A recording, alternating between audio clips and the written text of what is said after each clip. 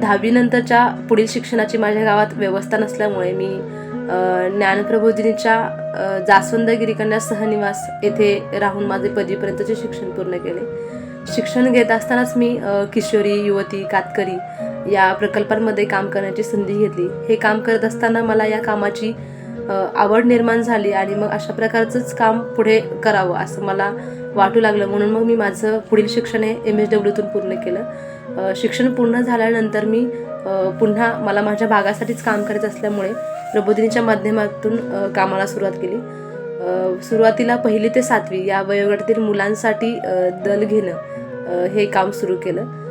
आता सध्या त्याच भागातील एक 10 गावांसाठी बचत गट, स्वयंरोजगार, पर्यावरण आणि शेती या विषयाला धरून काम चालू आहे.